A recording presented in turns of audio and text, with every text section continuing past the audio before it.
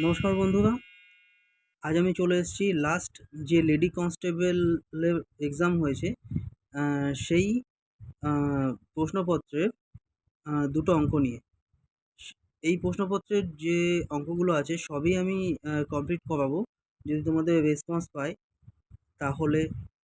ঠিক আছে, তাই আমি আজকে দুটো অঙ্ক নিয়ে এসেছি, ছোটো ছোটো ভিডিওর মাধ্যমে আমি আপলোড করাবো সেগুলো সব। দেখো প্রথম অঙ্ক কী বলেছে, একটি বিড়ালের ৫ লাফ যেতে যে সময় লাগে সেই সময়ে একটি কুকুর ৪ লাফ যায়। কুকুরের ৩ লাফ বিড়ালের ৪ লাফের সমান। তাহলে বিড়াল ও কুকুরের দ্রুতির অনুপাত কত? দ্রুতি ইন দ্য সেন্স স্পিডের অনুপাত। এই ধরনের অঙ্ক খুবই সোজা হয়, শুধু তোমাকে এখানে লিখতে হবে। কুকুরকে ডগ দিয়ে ডিনোট করলাম, ঠিক আছে। আর যেহেতু বলেছে লাস্টে দেখো বিড়াল ও কুকুরের দ্রুতি অনুপাত কত, তাহলে প্রথমে আমি লিখব বিড়ালকে আমি ক্যাট, তাই সি দিয়ে ডিনোট করলাম, এদের মাঝখানে ইস টু দেবো, ঠিক আছে। এবার এদের যে মানে সংখ্যা দিয়েছে, লাফের সংখ্যা, সেগুলো লিখে নাও, ঠিক আছে। তাহলে বলেছে একটি বিড়ালের ৫ লাফ যেতে যে সময় লাগে সেই সময় একটি কুকুর ৪ লাফ যায়। তাহলে কি হচ্ছে, বিড়ালের ৫ লাফ আর কুকুরের ৪ লাফ।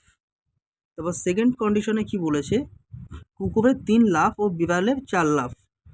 তাহলে বলেছে কুকুরের ৩ লাফ, বিড়ালের ৪ লাফ, ঠিক আছে।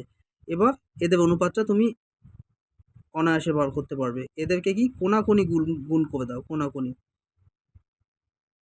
তাহলে দেখো কোনাকুনি গুণ করলে কি হবে, ৩ ৫ ১৫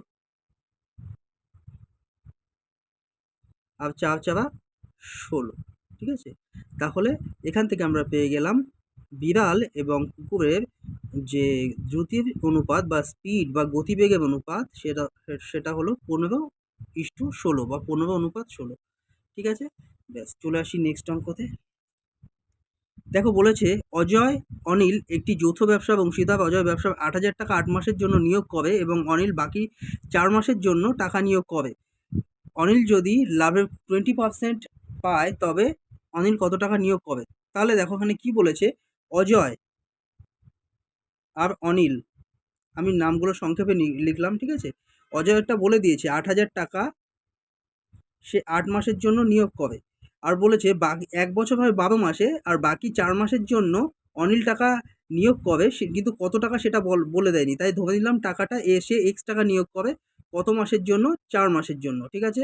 ব্যাস, এবার বলে দিয়েছে অনিল বছরের শেষেটা উপরে লিখেছি, অনিল যদি বছরের শেষে লাভের 20% হয় তাহলে মোট লাভ কত? ১০০।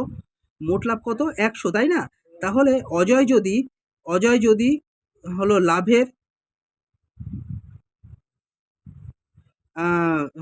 অনিল যদি লাভের 20% পায় তাহলে মোট লাভ হলো ১০০, তাহলে অজয় পাবে কত?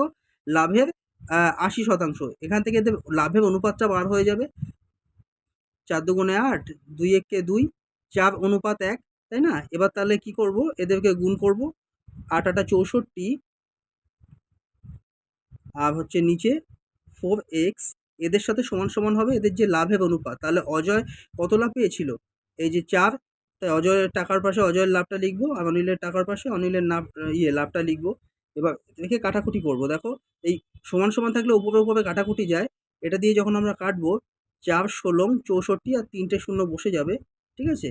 এবার দেখো এই 4x ইকুয়াল টু 4x, এই উপরের সাথে গুণ হয়ে 1-এর সাথে 4xই হবে, আর এটার সাথে গুণ হয়ে ১৬,০০০। তাহলে x এর ভ্যালু কত হবে? ৪ দিয়ে এটাকে কাটবো 4, ঠিক আছে। তাহলে এই এক্সটাই কি, এক্সটাই হচ্ছে এই যে এই অনিলের টাকা। তাহলে অনিল ৪,০০০ টাকা কি সে নিয়োগ করেছিল,